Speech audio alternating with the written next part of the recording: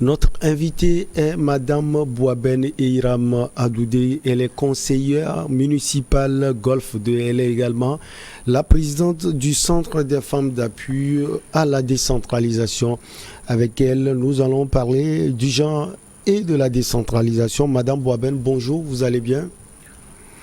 Bonjour, Monsieur Michel, et bonjour à toutes les téléspectatrices et à tous les téléspectateurs de New World TV. Bonne et heureuse année à vous, madame. Merci beaucoup et je profite pour souhaiter mes voeux de bonne santé, de prospérité et de plein succès à tous ceux qui nous suivent actuellement. Alors, conseillère de Golfe 2, la commune Golfe 2, comment va la commune, madame? La commune du Golfe 2 va bien dans l'ensemble, comme toujours, elle va bien, sauf des problèmes qui sont communs à toutes les communes du Togo. Quels sont ces problèmes? Il y a des problèmes côté sanitaire, il y a différentes sortes de problèmes que nous ne voulons pas citer. Ah, ne voulez pas citer les problèmes. Ce soir. Et le CEFAD, comment il va? Le Centre des femmes d'appui à la décentralisation. Effectivement, le Centre des femmes d'appui à la décentralisation va très bien, excellemment bien, puisque depuis novembre de l'année passée, novembre 2021, jusqu'en fin d'année passée, nous étions dans la fièvre de la célébration de notre deuxième anniversaire. Le CEFAD est né, vous le savez, au lendemain des élections locales de 2019. Ouais. Et nous nous sommes dit qu'à chaque anniversaire du CEFAD, nous allons faire des œuvres humanitaires à l'endroit d'une partie de la population ou de la population togolaise. De la population togolaise. Alors, pour le premier anniversaire, nous avons réussi ce pari et nous venons de réussir le deuxième lors de notre deuxième anniversaire. Alors, ce sont ces activités qui ont seulement entouré l'anniversaire, deuxième anniversaire de CEFAD, ou bien il y a eu d'autres activités également, Madame Bouaben? Le CEFAD multiplie les activités. Depuis la création, le CEFAD multiplie les activités. Sauf qu'en fin d'année, nous faisons des œuvres humanitaires, comme je viens de le dire. Alors, pour ce deuxième anniversaire, vous allez nous demander ce que nous avons fait concrètement. D'abord, pour le premier anniversaire, nous nous sommes souvenus des femmes qui sont en milieu carcéral. Et nous nous sommes approchés d'elles et nous avons fait ce que nous avons pu. Nous sommes également allés en milieu rural pour nous réjouir avec des femmes rurales qui sont vraiment éloignées de la ville. Alors, pour ce deuxième anniversaire, nous avons beaucoup plus pensé aux personnes âgées, précisément de la commune du Golfe 2. Et il s'est agi pour nous de leur offrir des consultations gratuites, consultations oculaires et examens de la vue. Tout cela gratuit aux personnes âgées de la commune. Alors, pourquoi seulement la commune du Golfe 2? Parce que les gens en ont besoin ailleurs aussi, Madame Bouaben. Justement, parce que le CEFAD est né dans le Golfe 2, dans la commune du Golfe 2. Donc, nous avons voulu prioriser les personnes âgées de cette commune. Mais le constat a été que nous avons eu beaucoup d'appels d'autres communes. Des gens sont venus d'Afagna, de Badou, d'Atakbame, etc. Donc, bref, vous avez servi tout le monde. Tout le monde, finalement. Il faut dire que, bon, je ne sais pas s'il faut déjà parler du bilan, mais je vous laisse. On va revenir sur le bilan. Et puis, vous avez ciblé les personnes âgées. Les jeunes aussi ont quelquefois des problèmes de vue. Effectivement, tout le monde peut avoir des problèmes d'yeux. Mais il se passe, vous savez que les problèmes d'yeux se font voir avec l'âge. On les sent avec l'âge, c'est pourquoi nous avons privilégié les personnes âgées, et surtout de la commune du Golfe 2, comme je viens de le dire. Et parce qu'il faut faire un dépistage du glaucome. Le glaucome qui n'est pas vite détecté, qui peut amener la cécité. Il faudra faire dépistage de ce glaucome et puis faire une opération si possible. Il faut aussi la cataracte qui, lorsque elle n'est pas vite dépistée, peut réduire la visibilité. Donc, c'est pour cela que nous avons voulu que les personnes âgées puissent bénéficier de ces examens de vue et de consultation. Alors, comment se fait la prise en charge des maladies détectées? Vous avez parlé de quelques maladies maintenant, tout à l'heure. Alors, la prise en charge, comment elle se fait, Madame Boisben? Bien. Pour la prise en charge, d'abord, on peut avoir des patients qu'il faut opérer. On peut avoir des patients qui doivent prendre du collyre. On peut avoir des patients qui doivent utiliser des verres médicaux, etc. Donc, pour chaque solution qu'il faut, nous avons des centres de prise en charge, nous avons des opticiens, nous avons des ophtalmologues, etc. Des centres vers qui nous avons référé nos différents patients. Ces centres se situent seulement au niveau de la commune Golfe 2 ou bien ça couvre tout le Togo? Non, ce n'est pas seulement dans la commune du Golfe 2. Nous travaillons avec des opticiens, des ophtalmologues qui sont un peu partout au Togo. Alors, si ces maladies sont détectées, cela veut dire que vous aurez à trouver des solutions à long terme. Comment cela se fait? D'abord, il faut dire que la consultation, les soins que nous avons offerts, la consultation et l'examen que nous avons offerts aux personnes âgées sont d'un total de 33 500 francs par patient. Il s'agit de la consultation. 33 500. Oui, que nous avons offert gratuitement à toute personne qui est venue en consultation. La consultation, c'est à 8 500 francs, suivi de l'autoréfractométrie qui se fait à 9 000 francs, suivi de la pression intraoculaire qui se fait à 7 000 francs, suivi de la pachymétrie qui se fait à 9 000, suivi du fond d'œil finalement qui se fait à 5 000 francs. Tous ceux qui sont venus ont passé ces étapes gratuitement pour un total de 33 500 francs par personne. Alors, lorsque après tout ça, on vous dépiste un glaucome, une cataracte, une maladie des yeux, oui, maintenant on vous réfère au centre indiqué selon votre maladie dépistée. On vous réfère au centre et là, vous aurez à payer un peu, vous aurez à contribuer un peu pour que vous soyez pris en charge normalement. C'est vrai que vous êtes là pour aider ces personnes âgées, mais quand on voit finalement le total 33 500, vous n'avez pas le sentiment que c'est un peu lourd pour ces personnes âgées?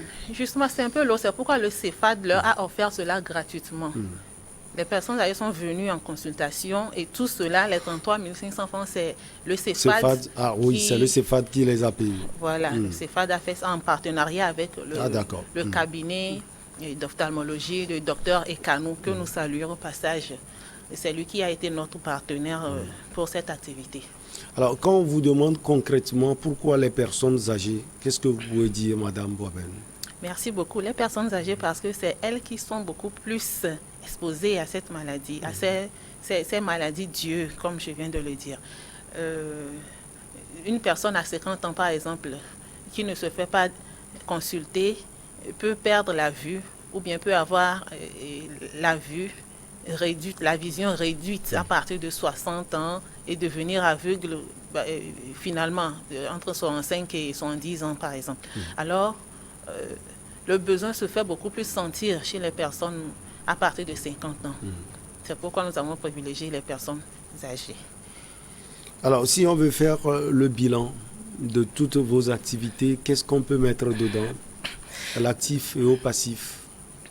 Nous voulons d'abord dire que, bon, pour cette activité de consultation des yeux, c'est un bilan positif, parce qu'il y a des personnes, compte tenu de la situation de Covid, nous n'avons pas voulu avoir un monde fou. Alors nous avons organisé les activités de sorte qu'il y ait pour toutes ces consultations, autoréfractométrie, pression, etc., pour une personne, ça peut durer 20 minutes par personne, au moins. Alors, comment faire pour ne pas avoir un monde fou et ne pas pouvoir satisfaire tout ce monde avant la fin de la journée? Nous avons trouvé des stratégies Et c'est cela qui fait qu'il y a des personnes qui n'ont pas été servies avant la fin de la période. Nous avons fait cette activité durant une semaine.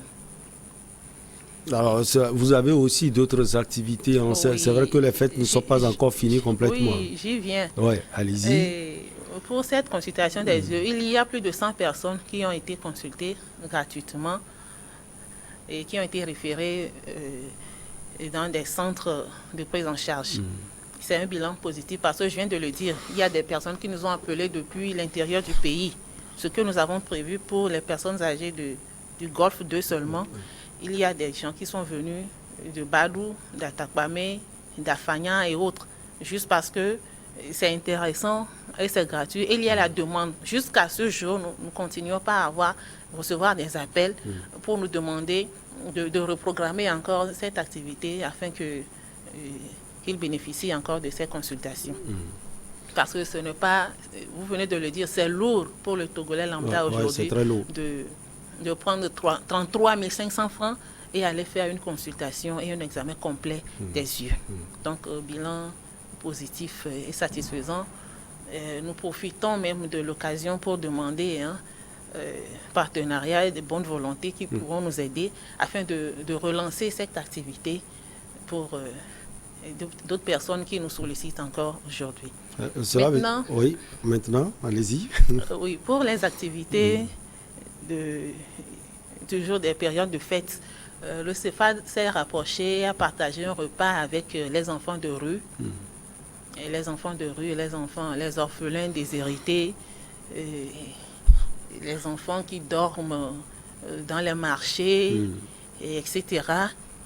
Lorsque le jour de fête, le 25 décembre, il y a des enfants qui sont bien habillés, et qui déjeunent en famille, qui font une sortie, une balade par exemple, etc. Il y a d'autres qui sont dans des rayons qui sont très sales, qui ne trouvent pas à manger, qui demandent parfois 50 francs pour avaler quelque chose.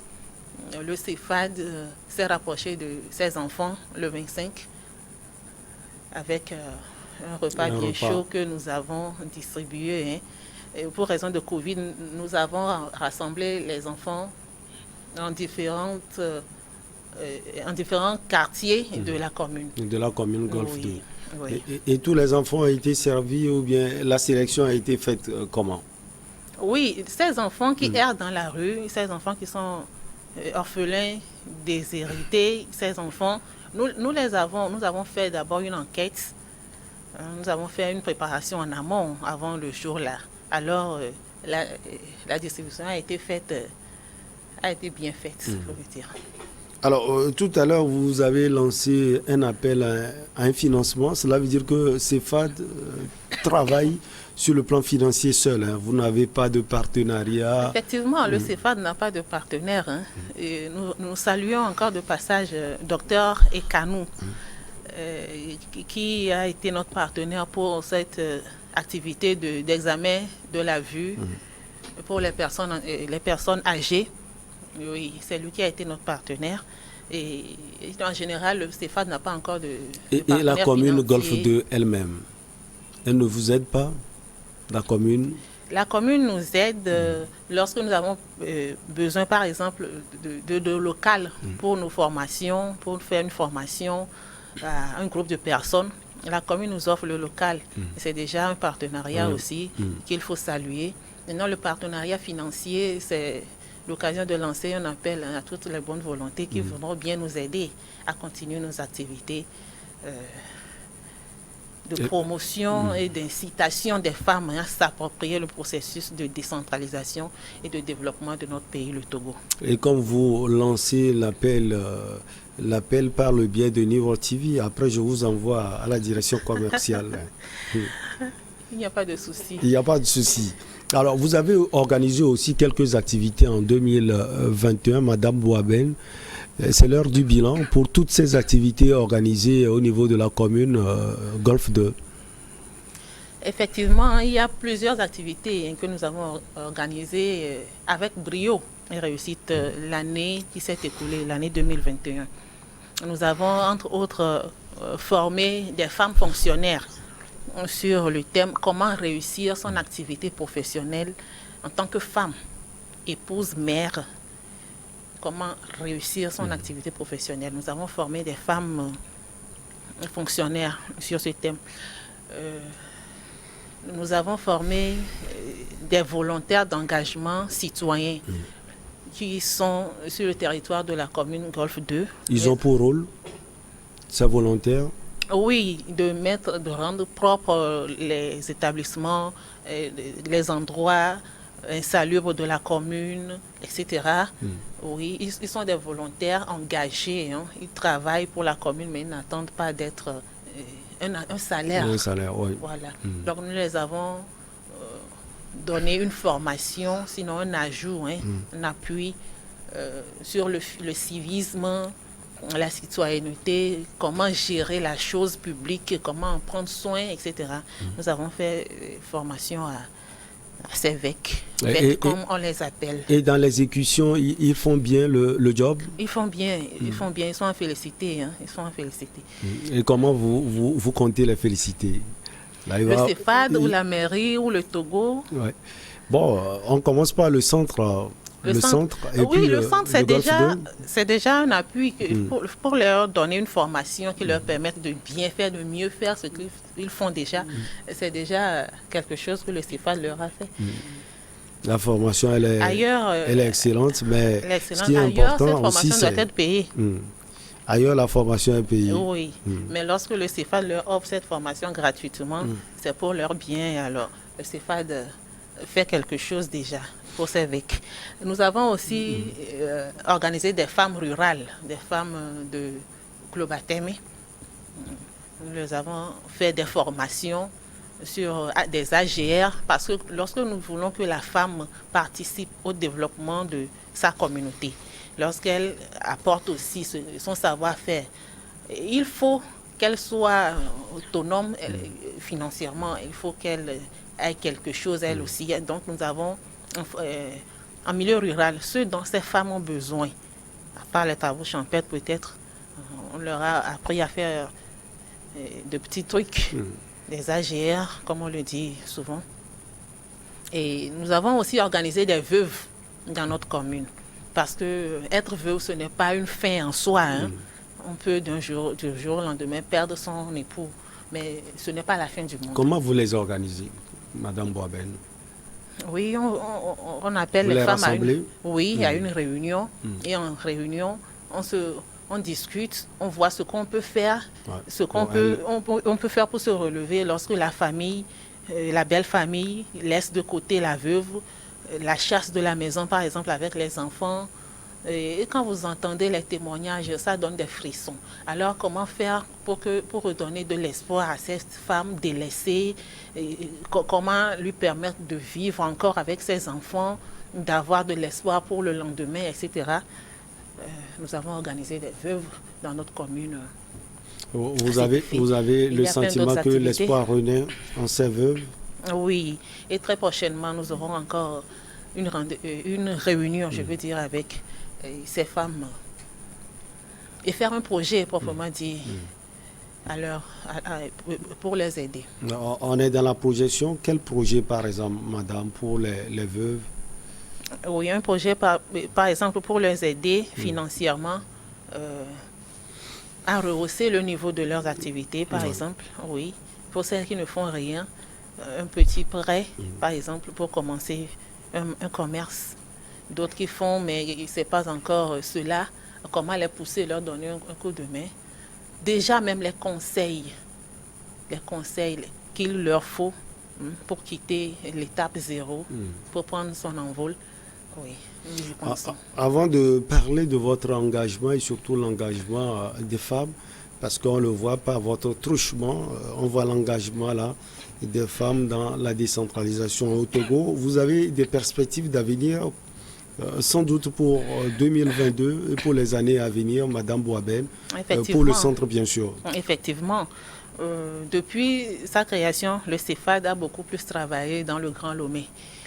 Il est vrai que nous allons par moments en milieu rural, mais cette fois-ci, nous voulons toucher toutes les femmes de tous les recoins du Togo. Parce que le CEFAD, c'est la femme. C'est pour inciter les femmes à donner le meilleur d'elles-mêmes. C'est pour inciter les femmes à contribuer au développement de leur communauté.